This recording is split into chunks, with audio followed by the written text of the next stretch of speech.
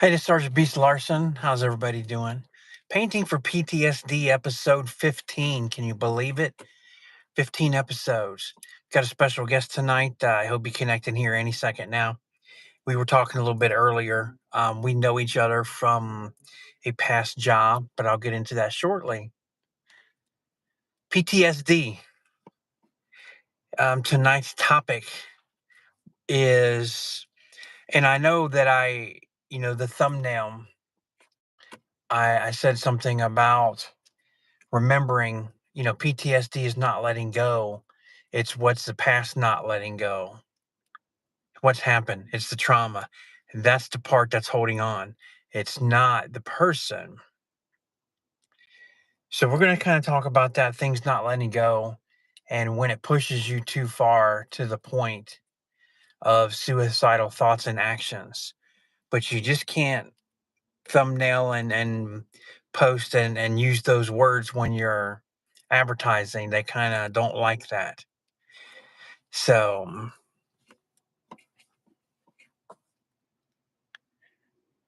here we go. Hit the button. Sorry about that. I didn't know it wouldn't work on my laptop. Switch over to the phone. Oh, you're fine. And until you do this every like 3 times a week, like anything else. Yeah. Tech world is a tech world. But welcome everybody. Oh, he was there and then he went out. I'm here. I'm here. This is Wesley Mann. I'll introduce him and we'll kind of in a little bit kind of let you know how we met. Wesley is a 10-year veteran from the military. I believe he said 1990 to 2000. Oh, sorry, it was 2000 to 2010, Steve. 2010. I'm sorry. It was really interesting. Okay, I'm gonna change here on my notes so I can for later. As we talk about things chronologically in life. During his time in the military, traveled to several countries. I was in the Air Force 5 years in stateside, Texas, and then I spent a year in Turkey. So I did have I don't know if you call it a pleasure, a blessing. It was in peacetime before the war, but I did get to go to another country and spend a year. And that was really crazy over there. That was crazy. After that, Wesley, while going to college, worked in a bar and security and worked at Hayes State Prison. And that's how we met. That's our connection. Hayes State Prison in Georgia. Laborers great replacing themselves. Yes, good old Hayes State Prison. Actually, I did 6 years in the Air Force and then 4 years in the Georgia Army National Guard, which is where I worked in a bar and went to college. I wanted the whole college experience, and I still wanted to keep my foot in the door, so to speak, for the military. Yes. Okay. It was interesting because when as you said, when I went into 2000, there was no war, and then not even a year after I graduate basic, suddenly there's a war. Suddenly there's there, and all of my uncles, my dad's brothers, he grew up on a farm, North Dakota. So when you're farming, as parents, you have a bunch of kids, so you have farm help. Well, he had a whole bunch of boys, and they all went in the military except my dad. Missed back Vietnam. My dad was in seminary, so when he got the draft letter, he took the letter down, and they're like, "Okay, you're in seminary. You're excused from the draft." And that was one of those non-medical things that they excused. So he was the only one of his brothers that did not go in the military. The other ones did. They went. They all were in. Dad's 83 now, so they're all in the Vietnam area. They all survived, came back, had civilian lives afterwards. I'm not sure exactly. They were in different branches, what their jobs were. And they never talked to me about that. I was, high school age is the last time I've seen any of them. So I don't know their effect. Our topic tonight talking about, PTSD leading towards suicidal thoughts and actions. And when you get ultimately to that last straw in your life, they never talk like that. So I don't know. Indirectly, that was in the family history. I decided I wanted to go in the military after high school, and I went. That was my kind of factor. 1985, the Air Force, things were quiet. We got a lot of great training, ate a lot of good food. I'm Yeah, sure you can say yes to the good food part. yeah, the food was really, really good. It was very good. Yes. Okay. And I'm not able here on my phone to add comments. I don't know if you are on your laptop. Wesley's got a YouTube channel that he started. Wesley Mahan, Mahan at 5903 is how I found him. And he started with some topics that we've agreed we're going to talk about in different podcasts after tonight, because we both have seen corruption and seen some bad stuff enough to drive somebody crazy, and when you've Yes, seen I know. corruption at this level, and then you get into two things that if you report it, a lot of whistleblowers end up deceased, and a lot of that is being killed, and then the rest of it is they commit suicide, Yeah. you know I'm not and laughing because you said someone committed suicide, Steve. yeah, oh, I know. It's the analogy of it, because the next statement I'm going to say is Hillary Clinton has the biggest list. If you Google Hillary Clinton, she's up in the high 50s, maybe 60 now. Her former employees, former special forces, are all dead. So Yes. this whistleblower thing is it's a really big deal. It is stressful to go through anything involved in that. I left Hayes State Prison because I went to the Georgia. I sent him an email. I contacted them.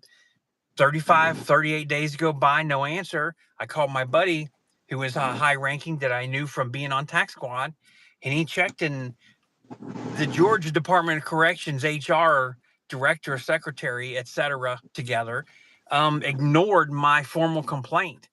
And I was making a formal complaint of harassment, sexual harassment, hostile work environment, and amongst other things. And that's why I left. They tried to set me up, and I left with the warden, and I said, I'm going to resign, but this isn't the last you're going to hear from me. Hmm. And when I talked to the other guy, I had 3 internal affairs interviews within 5 days, and things I wonder happen. if they And were that's like when I really. I'm sorry. Go go ahead. ahead. Now that's when I left in 2019, and then I moved out of state, and that was that was the history of that part. Yeah, I had some issues with the guard. But back to what this is about. When the war on terror kicked off, and it just went crazy busy, like deployments, travel. Even I went to Germany for a few months, came back to Charleston, went to Dover, England. I was stationed in England, back to Germany, came back England, went to Spain, came back to England, went back to Delaware, came back to England, went back to Charleston, went TDY to Germany, came back, and I ended up joining the guard. But they just don't say what all that travel can duty and everything you're doing can do to someone's mind. Yeah, Strain on trying to be normal. It's just not possible. yeah, and it's really different being, you know, it's stressful both ways. I was single doing the travel in the military to Turkey and back, but it was hard on me, and I'll get to an incident during my travel. What something that happened in the airport in Turkey. But did you have family traveling with you? Not trying to get deep personal, but I mean, I stayed single. When I was just single. My very first okay. deployment to Germany, the night we got to Germany, almost all the married people went to the stairs in Frankfurt. The stairs of slang for the red light district. And I'm just thinking, I'm still in my 20s at that point, a kid. Like, how bad do you have to be inside that you've been away from your spouse? How long's the flight to Europe? 15 hours. Yeah, it was If about that, 18-hour flight for me. Which been away from your, yeah, I mean, not even a day. You're like, gotta. But a lot of breakups, a lot of depression. I saw just people losing it. This one dude, this when I was in England, he was dating. He was a cop. She was a cook. She deployed to Afghanistan. Said, baby, I love you. Blah blah blah blah. She came back married, which is actually a feat to pull off when you're deployed in a war zone. And he just went into a tailspin of depression. I don't know what happened to him because I ended up coming back to Charleston. Just drinking every off night, just heavy, heavy. having there's a thing in the military, and I saw a lot of guys do this, and I've I'll tell you this. I've been married 30 years. We just had our anniversary back in February. Super excited. 30 years. She's Congratulations. my best Congratulations. friend. She is in every episode talking about PTSD. I say, and you and I talked about, therapists and counselors. We got our beliefs about this, but my go-to person for everything, if something happened, my son gets off work, I'm waiting to pick him up right now. If something was to happen, violent, something that would whatever, she's the one I would talk to, not anybody else. And it's not Yeah. because of spousal privilege in court. She truly is my best friend, and that's what's helped me get through. I've carried dead babies out of a trailer and went to autopsy. I've seen two babies die of that first month shot. There's like a 1 in 12 million chance of dying. I've seen two die on their 30-day shots. It's devastating to see stuff. And she's my person for that. She's my shoulder to cry on, to lean on, to whatever it is. But my problem in all my years doing this, I never cried about anything. I had no emotion. I was like this, just like two eyeballs just staring out. Like that commercial, do you have tardive dyskinesia? The people, in the Yeah. eyeballs are just like, I lived a Yeah. career like that. It wasn't until I retired and I left the prison in 2019. After that's when I really started to realize. And then 2 years ago, it hit me like, you should have had emotion in your lifetime. That's something that I missed out on. And I made in one of the podcasts, I think it's episode 3. It's called the signs I missed. And Wesley, I talk about, and my son, it was his idea. He went with me over visiting my dad. And I told him this, and he said, this would be a podcast topic. Over 100 deaths in an 8-mile stretch of road, murders, car wrecks, suicide. And I explained this, and I said, now, you just listened to me talk about over 100 people that died in this 8-mile stretch. Do you think I should have some problems? I should. And I don't. I'm just talking about it just like this right now. It's like, you know what I mean? Like I missed it. It's not affecting me. So, Because it's something that everyone goes through, and you see it as normal. And then when you try it, I don't know, your wife is very understanding. Like, it's just hard. I guess in my yeah, case, they're hard. Because, like, what's normal to me, like, a woman's going to be like, what are you talking about? Except for now. I'm very lucky now. But, yeah, whatever. People are like, are you crazy? I mean, I had people, women, and men, women that were like, on drugs, like hardcore drugs, look at me as like, have you been taking LSD or something? And I'm just like saying, like you and me talking, just talking what I think about something, usually violent, because it's normalized in our minds, and you can't unnormalize it. Like you can't yeah, undo it. yeah. And it's you I've learned, I've been told by two people that we categorize, um and I've written two books. My second book is called Why People Kill, Looking Deeper for Answers. I'm going to ask you, you've also written books, I'm going to ask you that here in a second. But in that book, I talk about two people told me the exact same thing from two different worlds. I had a major from West Point Military Academy, the Army's big elite up there in New Yeah. York.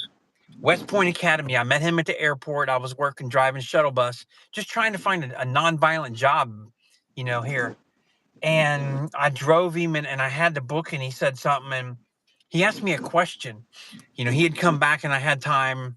Weren't busy, and I explained a few things to him, and he said, I teach this at West Point. He said, when you go to your life, your career, if you get around where somebody has died, no matter how they end up that way, car wreck or anything, struck by lightning, I've seen that. He said, you immediately go into investigative mode because you've been taught. So you're going through a checklist in your mind. Yeah. Call this person, do this, take out a picture, get out my notepad in my shirt pocket, start sketching, look around. Is there evidence? Crime scene, log who comes in and out, et cetera, et cetera. He said, you've never accepted what you've seen and been through. He said, you have to go back. When you're involved in something, you need to be handling this on the day that it happens.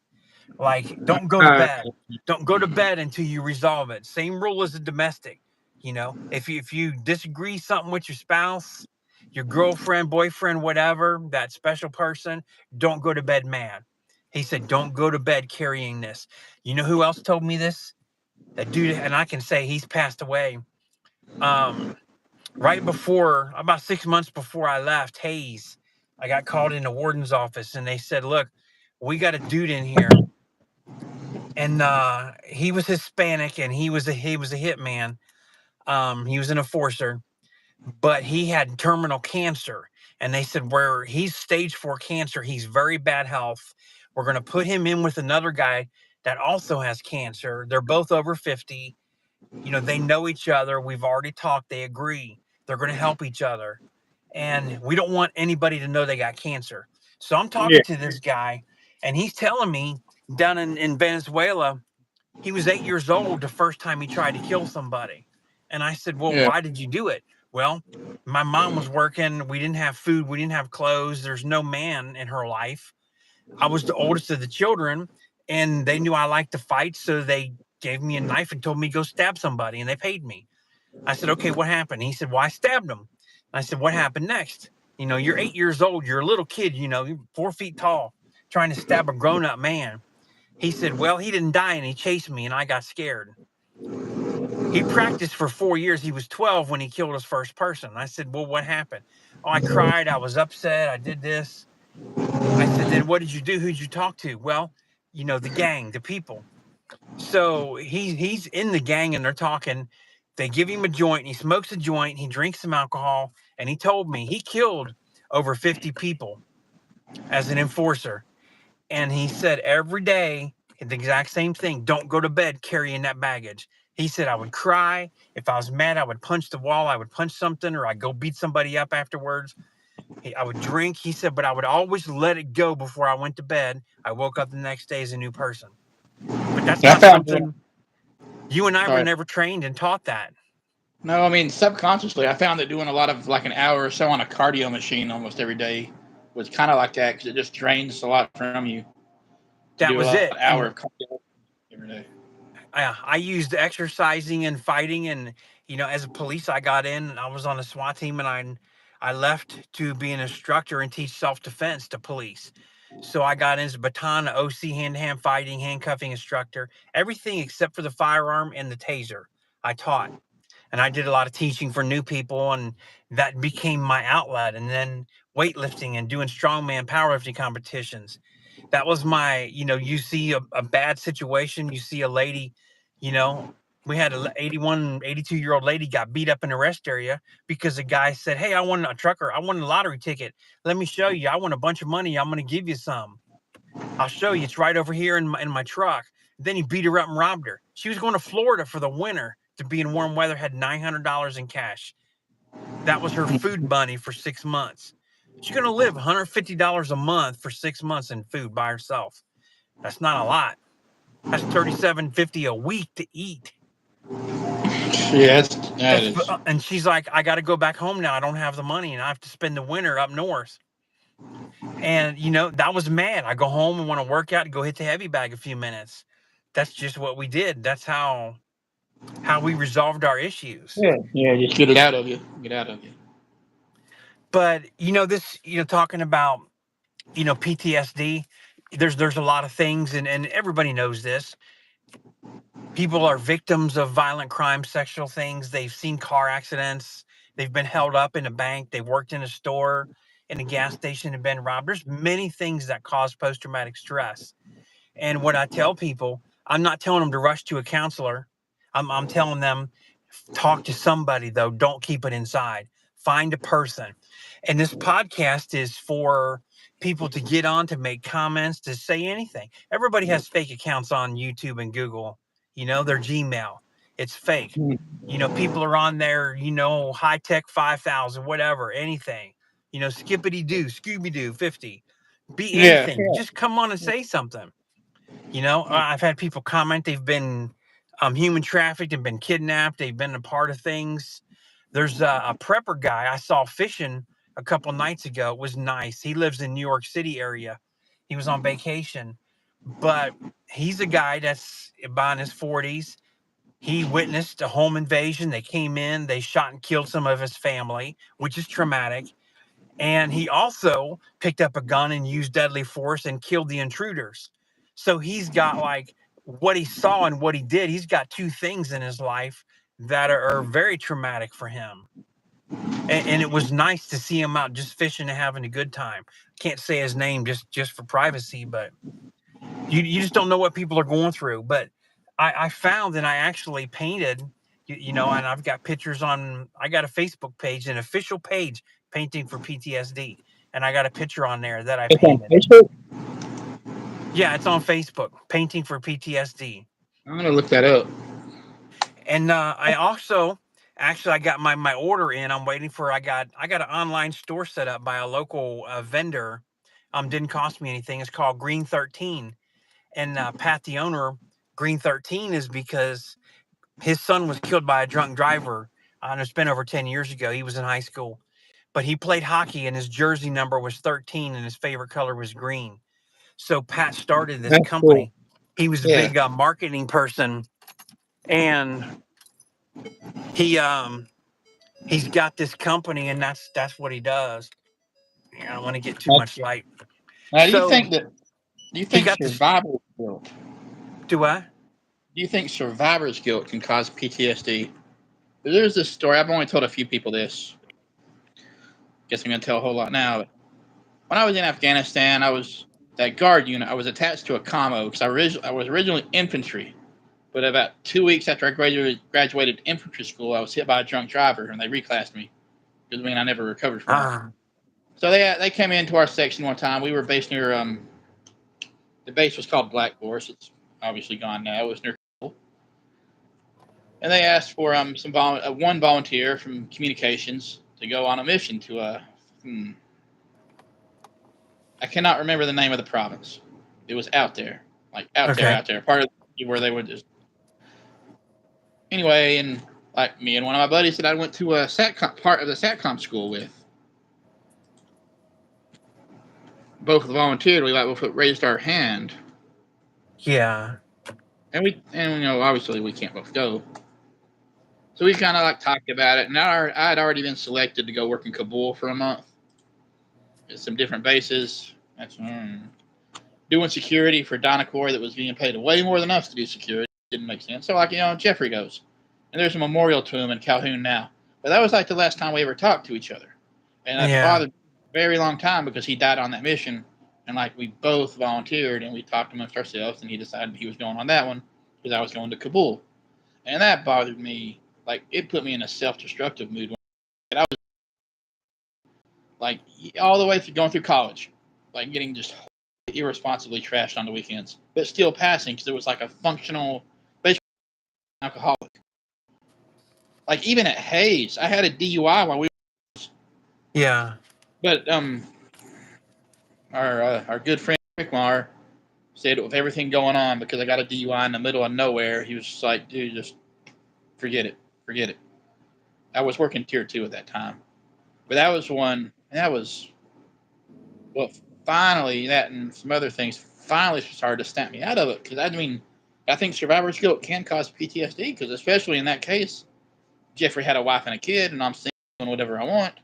So in your mind, you're like, well, why did I have to live and he have to die? But it's Yeah. war. Really, it don't make sense. Stuff like that.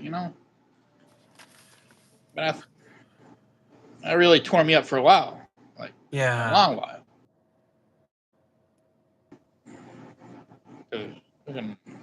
You know how it is. Yeah. Well, I'm glad that you're here talking tonight. I'm glad we got to connect and be a guest, and we're going to talk about different issues of life, after today. And it's exciting. We're both kind of looking at things in the same direction. Mm-hmm. Which Yeah, is a corruption direction. It's a problem direction. It's, you're doing things illegal, people. Stop doing yeah, this. Stop putting us in this situation. yeah. That guard, And got mad at me. Actually, I wrote 2 books as well. They're on Amazon. I'll post a link somehow in the chat. But one of them is about that. But is it worth losing everything because you want to be able to say you did the right thing? But in my case, I had suffered a broken neck when I was active duty. My neck is still broken. Like you can feel it here. And so when I got out, I would be on lifetime disability. they didn't know that because the guard unit had lost all my medical records. So I mean, I guess they Wow. feel like they. Of course, when the book came out, they weren't happy. So, like, how much are you willing to lose to say no? You're breaking the law. This is wrong. I'm not going to go along with it. Yeah. Like just say if like you were working at Hayes and you were escorting a nurse for pill call, and all of a sudden over the radio you hear of all people one of the unit managers saying, "I need the nurse in to crash the electric car at E building, whatever what's the real quick code? I always forget. 1018. Yeah. Officer need assistance. 1018. I don't remember if you were there or not. That was when blanking on his name. Dude that died in E building that they kept alive at the hospital. They kept on life support for over a week. I was the first officer on the scene. The officer that was assigned to the floor, not there. Not there. It was Lieutenant Thomas's shift. I'm pretty sure you can start figuring some things out. Yeah. So we get there, and the freaking tier nurse is giving him CPR like a maniac. So Yeah. so I'm doing the CPR. Right? Pick him up the body. He's already soiled his pants. He's dead, right? That was a fun time, but Yeah. I think that name Ponder is involved in that, wasn't he? Ponder and Thomas. yes, they were involved in that because they come into this story because I wrote a statement, and then Ponder called me at the hospital and asked, "Well, how is he doing?" And I was around like, "He's fucking dead." It's like, "Well, are you a medical trained professional?" I said, "Well, he was like 5% brain activity when he hooked up to a machine, and he's never breathed on his own." And he said something about, "I need you to rewrite your statement." And we got back and said, "I'm not rewriting that statement." So I'm just going to guess that they didn't use it. I'm guessing not, because I was there when that happened, because nothing ever became of that. And it was gone. Yeah. I mean, granted, he was a prisoner, but still, in that situation, if you're dying like that and they're just going to lie about it, I mean, come on. There was a lot of lying about stuff. That's why I wrote statements and exposed corruption that was there, and some people got in trouble. Some of them left and went to Floyd, like we were talking. Floyd Yeah. has a history. Floyd County Sheriff has a history of taking Hayes people, and then they go there and like they just continue the corruption. And I know they don't pay a lot of money in corrections. That was one of the things I always told the inmates. I'm not here for the money. I'm here to fight. And that would make people think, and we talk about suicide stuff here. I learned some ways. Here's a way how to control a dorm. You remember they had that female psychiatrist there for a while. Short lady. And Sir Lynch was always trying to go on a date with her. Yeah, she was the one that the prisoner in the E building carved her name in his arm. Yeah. Well, yes, I remember. She would only come out when when I could escort her, because I was the fightingest person there. So the standing thing, when I walk into a building with her, I tell everybody, females on the floor, I'd say, who I was. I'm with the doctor. This, and I first thing I would say was, guess what? And then one of the inmates would say, what? And I would say, I had my evaluation today, and once again, she said, I don't need any medication. I'm perfectly normal the way I'm acting. And every time I would say that, it would be the quietest day in that dorm. Because they knew as soon as she left, I was going to come back and start something. That was my thing. Hey, I don't need any medication this month. I get to start stuff. But, I had a few. you remember 2019 was the year, and suicide goes, there's things, we talk about. I left Hayes in 2017. In 17, okay. 2 But years later. I was still keeping up with it because of the circumstances and a few things. Yeah. I felt a smile inside when some people that we know, Thomas, were arrested, and another one, Ponder, suddenly quit. I just felt like a little vindication for some stuff that a lot of us had to go through. Yeah. And, it is public record. Federally, she got charged, got 20 years, and then it was put in the newspaper. She only had to serve like 2.5 years. Everybody knows when you get federal time, you got to do like 96% of your time. If you get 20 years, she's going to be doing at least 18.5 years, right? Yeah. They publicly said she only has to serve 2.5 years of a 20-year sentence. that means she snitched on everybody. So they just, the newspaper basically opened up the green light for everybody. Pierre, the officer, was arrested shortly after she was. And Yes, they were buddies. he was Were up being her ass. the Yeah. past tense, they were buddies. And that drove me so crazy. Even that stressed me out. I mean, that's part of PTSD too, because like you're doing your best. I mean, I have my own ways. I mean, I broke a prisoner's hand. He said he slipped and fell, and for all the times I pushed and shoved or whatever, I never had to do paperwork because I could always talk to him. Like, hey, it would be bad for both of us if I have file a report on this. We don't need to look at the camera. I was on night shift a lot too, and they don't really look at the cameras. My last use of force was in Y building in the foyer. It was lockdown, and it was already, it was in May. They'd already taken up the winter coats, but the dude still had a winter coat. So he's in the hallway there with a winter coat, hoodies on, layers of pants. You know what that means? You can't tase somebody with that many clothes on. Well, yeah, I always figured he had shanks on him, but that also means he can't be tased. Yeah. Well, this dude was on meth and bath salts, and I ended up he had the piece of metal from a fan, that little metal box taped to his hand, and like a week prior, they'd hit a cert guy between the eyes and broke his nose and the orbital bone. So I tell him pop the door. They pop the door, but my foot's in front of the door because I want to see if he's going to jump. He was, hands against the wall. He jumps to the door. I said, get back on the wall. I said, buddy, when I come in, there's an ass whooping coming.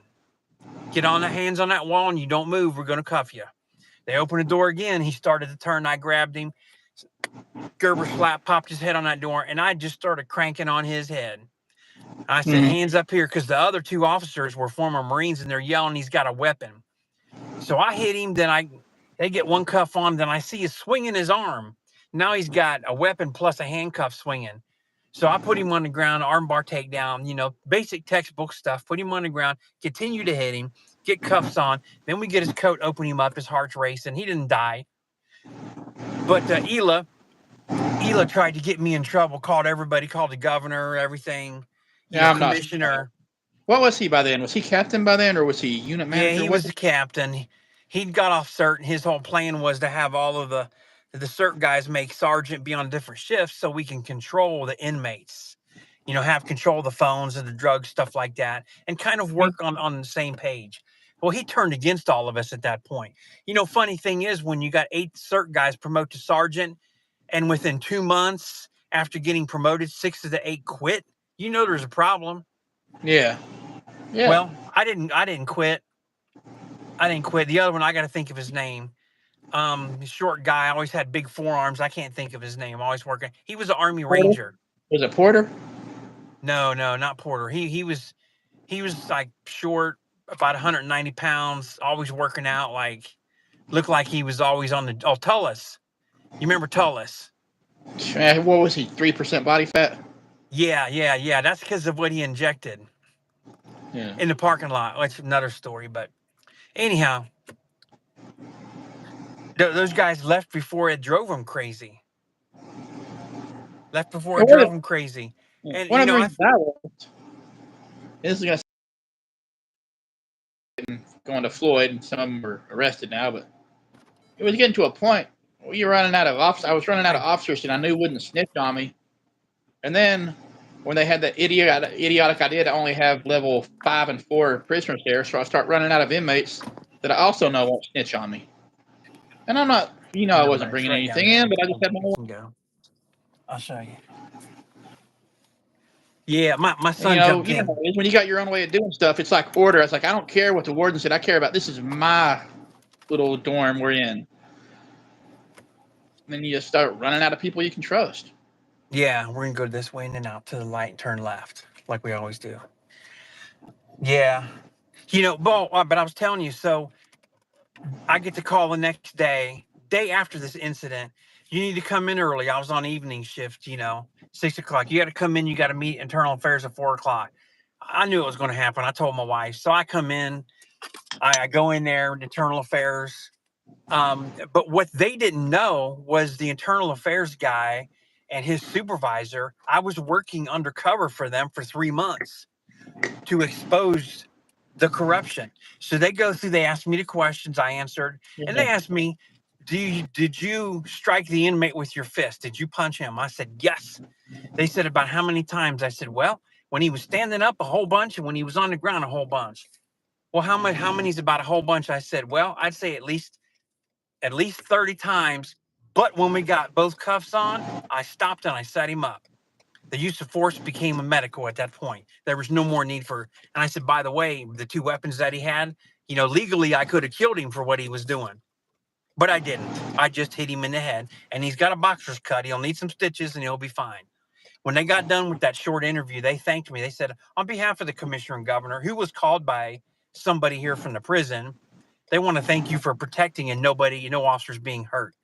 I'm like, yeah, that's really funny. They try and get me in trouble, and then they tell me Yeah. the IA guys are thanking me for it. Yeah, I didn't lose any stress over that. I didn't lose any sleep. I was fine with that. But they really drove. But as far as some people don't know what we're talking about here in prison, 2019 was the year, and we actually were told by a couple of the leaders, maybe a blood or a cripple leader, said that the inmates are starting this thing. They want to commit suicide. They're starting a movement. So from like February until April, 3 months, I stopped, pulled down, and interfered, and saved 8 inmates' lives. Never got an award for that. We're going to Yeah, get they don't. They don't. in a Me and minute. We're I going to don't get in know, this late. was Stamps still there when you left, or did he take off too?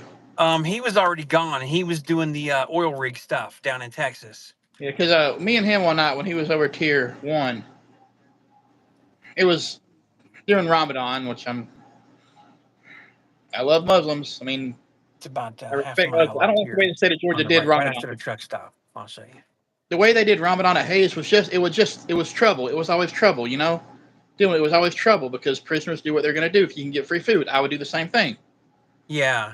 And then egos And, take over. So one of and put the them all. I hated that. Put them all together in a gym so they can have their initial meeting and then have their party at the end. All you're doing is putting 150, 180 people together, inmates together, so they can and they don't collaborate. they don't all get along either. We almost had a fight in the chow hall, and I really felt like Shropshire. I felt Yeah. like he was egging it on. I really felt like he was egging it on. Oh, he did, and that's why he left Hayes and went down south, because internal affairs and the heat was on him. So he made us cuff this one dude that was actually pretty high up in the Muslims. He was pretty cool to us. We had him in a shower in E building, and we're trying to figure out what to do because there wasn't nowhere to put him. You know how crowded we were at that time. Yeah. So it's like 1 in the morning, and I was like, okay. Stamp said we're going to break. And we're done. I want to smoke. You want to go outside. You want to go to medical and get coffee, whatever. It's right there. But he said before we go, we're going to tell him that we're going on break so he doesn't feel like we just walked out on him. So we go back and we go into E1. And we look into the shower, and he's hanging from the shower head, face turning purple. And so we saved his life. There was a lot of disorganization. We fall out of the shower. The dude in the control building, Just back in and Reynolds, pull who it anyway. also left. Then as I gets on the radio, it's like, "Are you okay?" We're like tumbling out onto the floor. This guy's flailing on us because now the oxygen's on his head. Get him calmed down. Like, saved his life. Warden says nothing. A few weeks later, I get called in to come in on my day off. Similar to you. It's me and an officer whose name I can't remember. We're told that we have to wait and talk to our good friend, Mr. Dewberry. Oh, yeah. He was such a good assistant warden. He was so nice. Yeah. He wouldn't tell us what was going on. But I can't remember his name. A lieutenant that became a fire chief. The lieutenant that became a fire chief was walking out of the prison, and he kind of looked at me. And he did this like, eyes, come here. And he said, "They're going to say you missed a fight." I said, "What are you talking about?" "They're going to say there was a fight in a dorm and you missed it." Like, well, I don't remember one, so I guess I did. So we sit down in the office, and the ever kind and compassionate and honest Mr. Dewberry starts going in about how he missed the fight and how He's bad about it. He feels bad about it because it might make him look bad. And we're going to watch the footage to see how we missed this fight. So he starts playing the camera footage. And we're sitting there with the always honest and upright Mr. Blair and the Chief Lieutenant Hamby. And I actually got along with Hamby. I miss him. So we're watching the footage, not seeing a fight. Blair fast forwards it. So we're watching it at fast forward.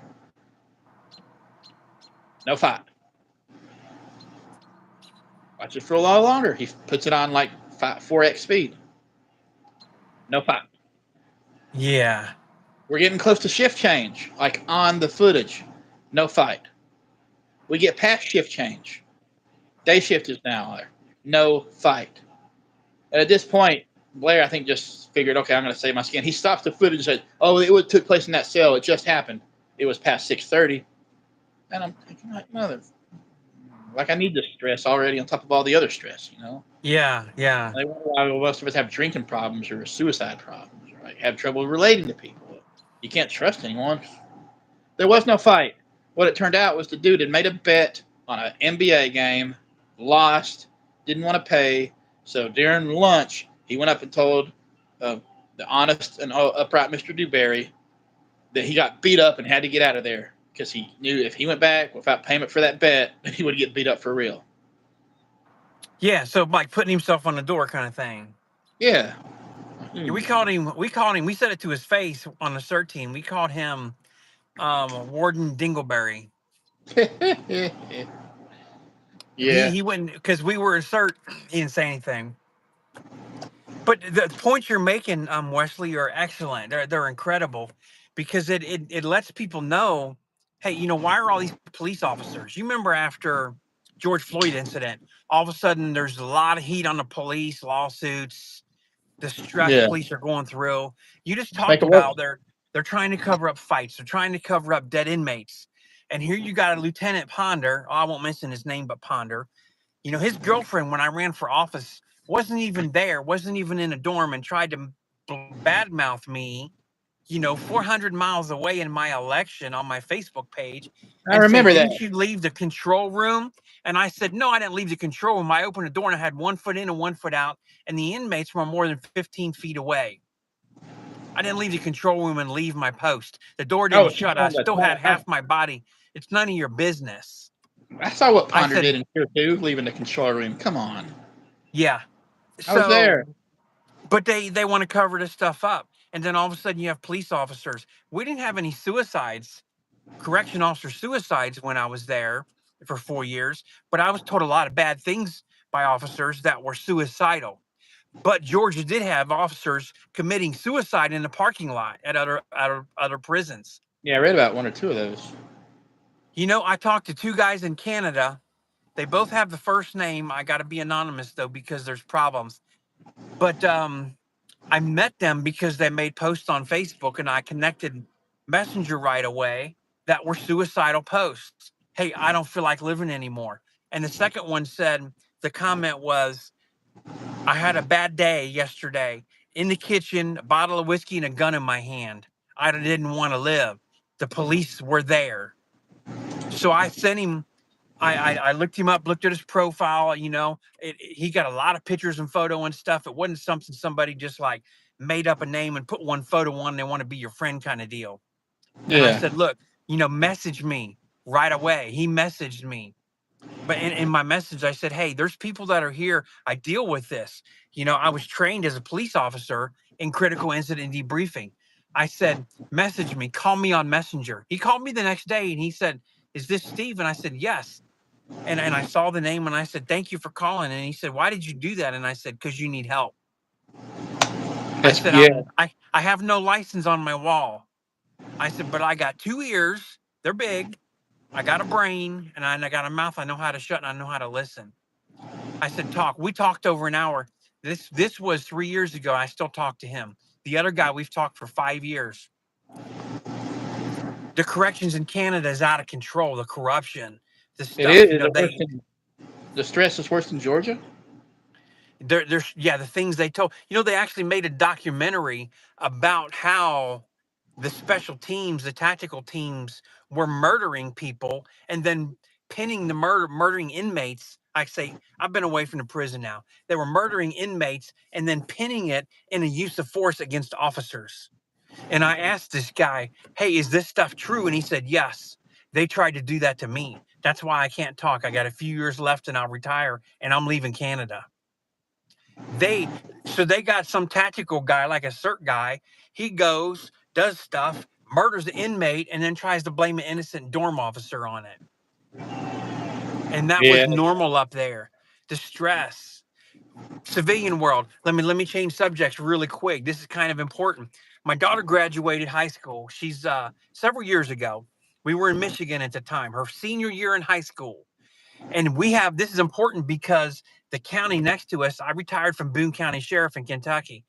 There has been 7 middle school age kids commit suicide in the last 6 months here. My daughter, the first week of her senior year in high school, 5 of the senior classmates committed suicide. So in the civilian world, the stress, the trauma, and I don't know what's causing them to do this. Social media. There is social media. There are influencers at that age.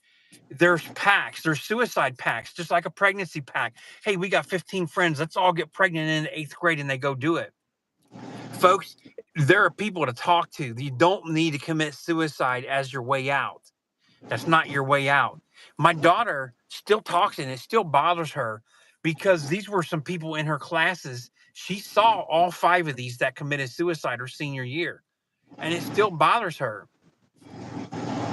This is very difficult, and now I'm going to say this statement. You know, I don't. We talked about this, before we got on the live. Wesley and I have seen, and he's seen him go back, and there's some military things maybe he'll share.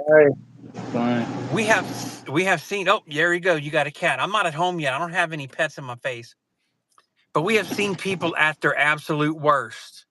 We have seen people that go to the hard drugs, the alcohol, that are barely living and existing due to trauma, due to stress, due to things they've seen. And they get to the point, and I said this to Wesley before. I said this at 7:30 tonight. They cannot handle physically, mentally, emotionally anymore. And they can't eat, they can't sleep, they can't function in life. Their life really, they don't. You can't even survive with a caretaker, and they choose suicide to help them get to a better place because anything is better than the life they're living. We have both seen people just like that, and I Some can't people, blame I and think, fault them for that. and then they get trapped by their fear. There was a buddy of mine I was in Afghanistan with, Stanley, last name Stanley. Well, you know how uniforms are, obviously. Yeah. We were both in Dalton College for a while after the deployment. We both got out and or counseling job when we worked at Hayes, because one of the last questions they asked you, well, what do you hate about Hayes? What do you like about Hayes? And I would usually say, wait, are you still there? I'm still here. Yeah, something happened. Okay. And I would usually say, well, what I like about working at Hayes is because I get like this rush feel I got when I was working on the Pakistan-Afghan border. I get like that rush feel when I'm on the cell blocks. And is it any wonder they never hired me as a probation officer? Because you get that like rush, Yeah. But David, like he started using meth. I mean, there might have been some merit to.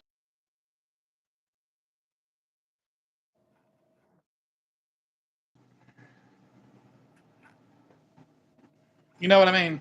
Yeah. I went in the military, and I did a year in Texas stateside. Oh, good. And then I went overseas. Mm-hmm. But I went to basic training, and then I went to the police academy in the Air Force there at Lackland Air Force Base. Basketball and Beyond, thanks for joining. Thanks for your comment. Thank you. And so I'm gone 6 months and come back. We graduated high school. In June, obviously, I went to military in November. So, I didn't drink. We weren't partying, but Kevin drank some. His dad had a little bit of a stash. Turned out it was a lot of stash, but he allowed Kevin access to his liquor cabinet. And Mm-hmm. Kevin got into stuff. I knew this is 1985. In high school, you had one or two kids that had ever tried marijuana and maybe five that drank. We just didn't have those kind of parties back then. We were boring. We were dull people. This is my Yeah. age showing Like, my wrinkles. Well, Kevin had done a little bit of drinking. Well, apparently more than I thought. I go to basic, I go to the police academy, I come back, and before I'm going to get stationed, I get that leave. So I'm home on leave. We go out to McDonald's, get something to eat. We're going to go see a movie. And he's like, hey, I got to go run. I got to go pick up something in Indiana for my boss and go deliver it. And right away, I was security specialist in the Air Force. Just got out of a police academy. And he's like, I got to pick up a package for my boss and go deliver it. I'm like, well, who's your boss? Oh, I work for a pharmacy over in Indiana. And I'm thinking, man, you don't go pick up packages from a pharmacist and deliver it. People go into pharmacy and pay. yeah. I'm like, no way, I ain't doing this. And then I was like, you go do this, drop me off to my car. He did. I come to find, I called him the next day.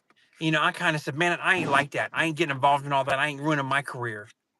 So the next day I asked him and he's like, well, I picked up some drugs. It was he has me do some like private deliveries for elderly people, senior people.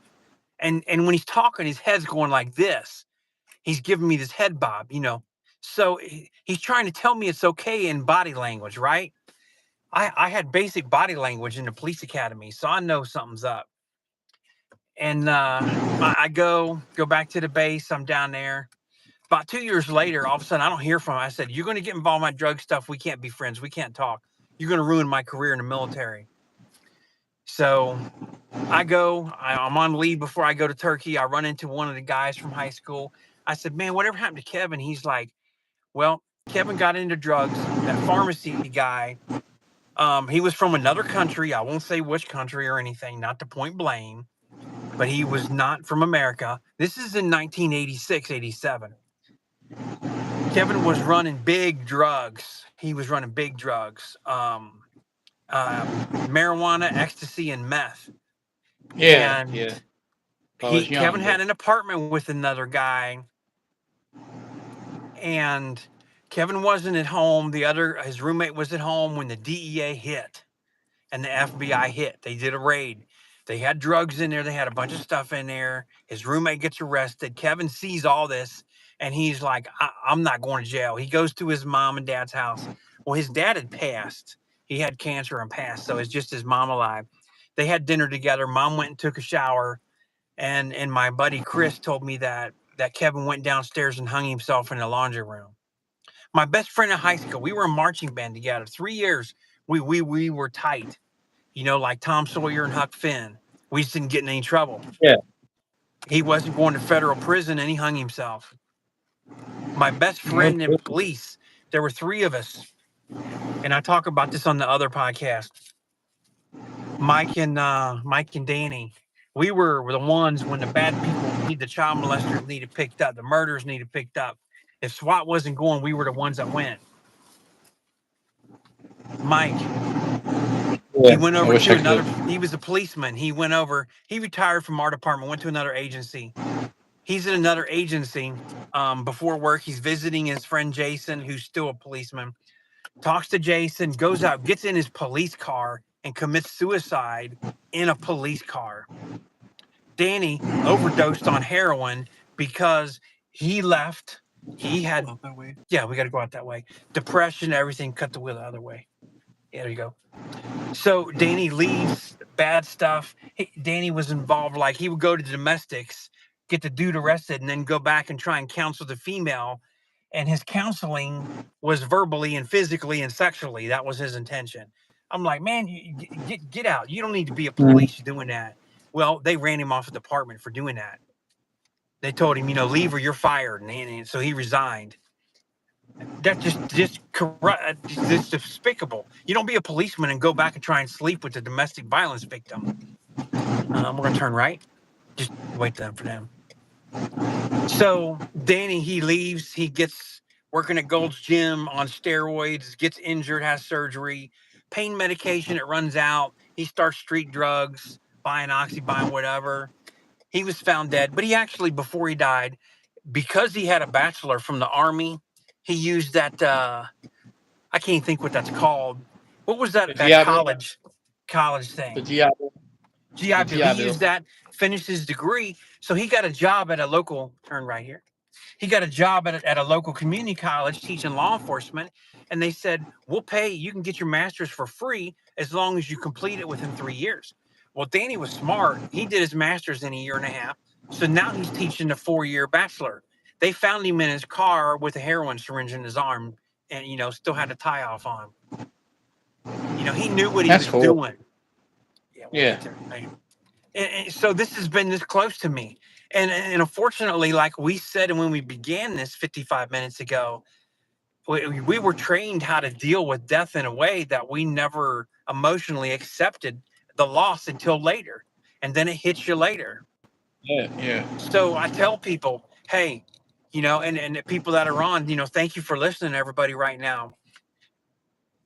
There's several ways. A lot of veterans are in construction so they can build things. They can run dozers and heavy equipment, relieve the stress. Carpenters build things, plumbers make things, electricians wire things. There are those kind of outlets. I have a daughter that got certified in permanent eyebrow and lipstick tattooing. Use artistry. I started to paint. I'm starting to try and craft. My son here, who's driving me right now, is an incredible artist. Very talented. I'm the one in the family that can't draw anything but a stick man, so I don't draw people. I draw buildings and water. That's what I'm trying to draw. My next picture right now I started is the Eiffel Tower and the trees around it. I'm just trying to learn to draw. I got to do something different. Yeah, I know what you mean. When I went to work where I work now, I told them that was like, because at that point it was 10 years of, like 10 years, well, 10 years if you like military time, working at a bar time, working bar security, or started as a dishwasher, and working at Hayes, like 17 years of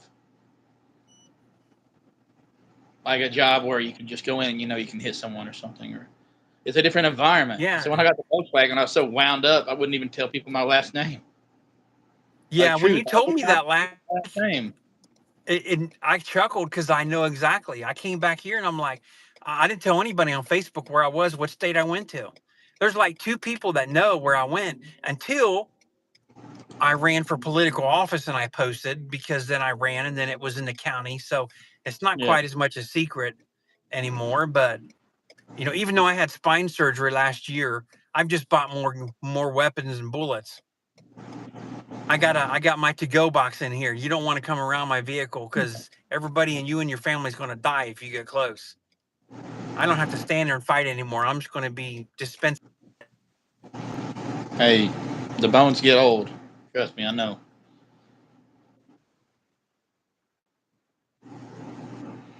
Like if I tried to bounce back up off the floor now from some of the bar fights I used to deal with, and if I'd like tossing drunks at bars or some of the brawls I would in, like one time I accidentally grabbed a drunk by the shoulder and we kind of went through a table. It was a total accident.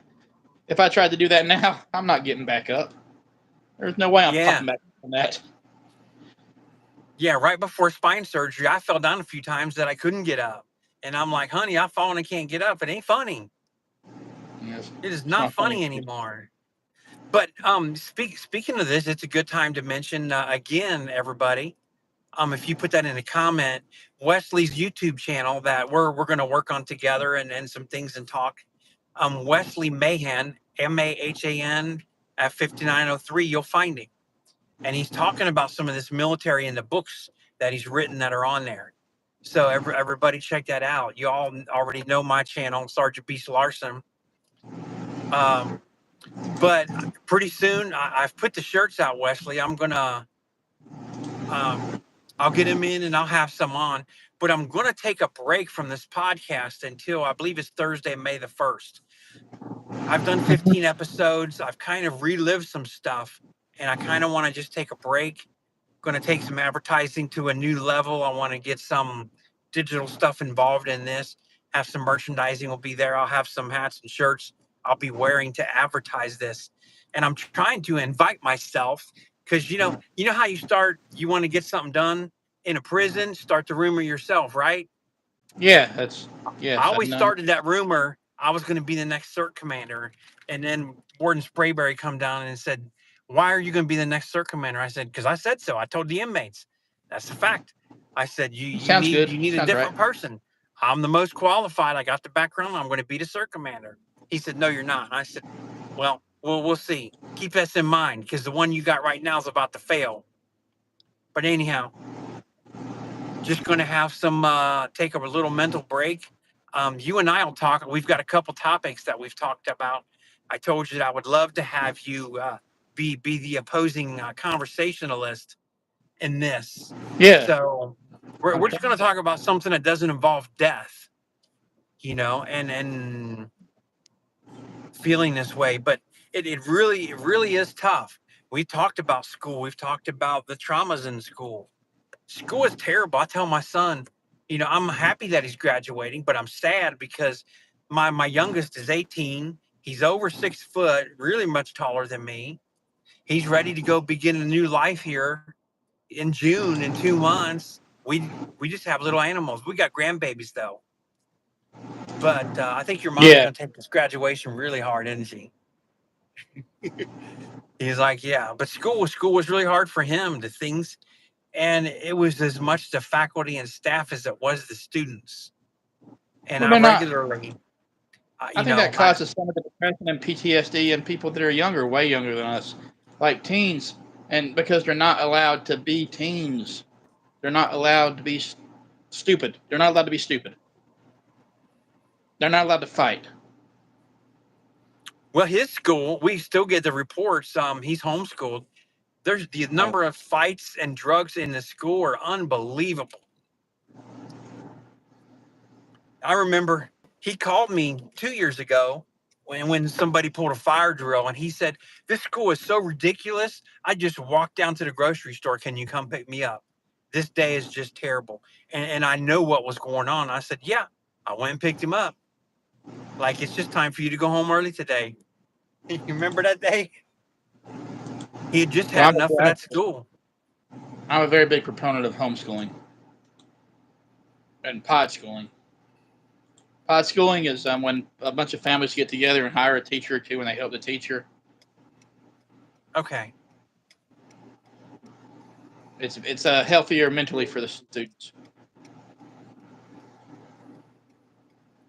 Okay. I'm about to wrap up here, Wesley. I want to thank you again for being here. I'm gonna All I'm gonna message you in a little bit when I get settled in.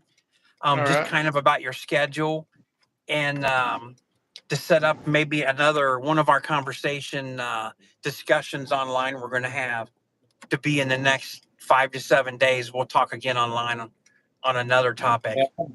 I'll be But posting a YouTube video hopefully this weekend about something we okay, talked about. I mean, I've danced around certain things at Hayes, but I'm just gonna go ahead and say stuff on that video because yeah, it's okay. and, tell me you're not gonna accept my statement. Yeah, Oh yeah, well, right before you go, you remember our good buddy, the honest and upright Sergeant Lovelace? yeah. I actually he disappeared. Well, from some people, but I you go ahead and tell me this, and then I'm going to tell you my problem. I was walking some kitchen workers back, and he was walking some kitchen workers back, but he had left before me. And we were in front of a building, and I saw him, and I know he passed a foil wrapped cell phone to a prisoner, and he saw that I was behind him, and he took off power walking. And one of those inmates asked me, "Well, what you gonna do, officer man?" I said, "I tell you what I'm gonna do. I'm gonna tell Sir. Eli's gonna say, thanks a lot. We'll get right on it. He ain't gonna do nothing." And I'm just like about tired of this shit. I don't know how much longer I can take this. Yeah, But yeah. But all right, yeah. yeah. My phone is about to die too. Yeah. Okay, I'll tell you this real fast. After I left, Georgia has a law to file a civil lawsuit of 2 years before you can file. And one day before 2 years of this use of force, which I had a taser malfunction, and Lovelace was with me. I tased the guy, and we were taking him and escorting him over a shank in his cell. Dorm cameras, taser cameras are great. They're right there. But between Ela and the staff, they lost all the videos. Well, there's an older attorney that files lawsuits for all the Muslim inmates in Georgia. And in Georgia, you don't have to have probable cause. If one person says that, you file a lawsuit. So there's like 5 of us named on this lawsuit. Lawyer kept calling me, asking me, we can't find Lovelace. I'm like, man, that dude's he's a worm under the ground. He's hiding under a rock. You'll never find him.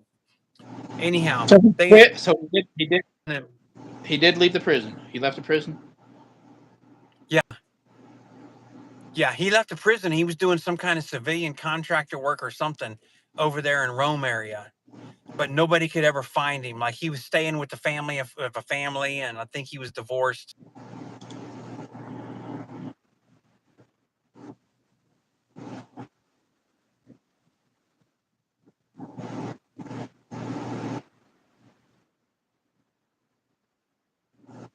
This is all you're going to get. There's no evidence or proof that we did assault anybody.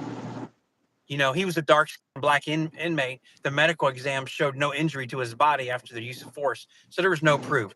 So they gave him a couple $100. But that was the only time I was ever sued in my career, and it was a false lawsuit. And I even on the taser, I was like, dude, my taser malfunctioned. We're gonna have to call a company because they shut off in 5 seconds. Yeah.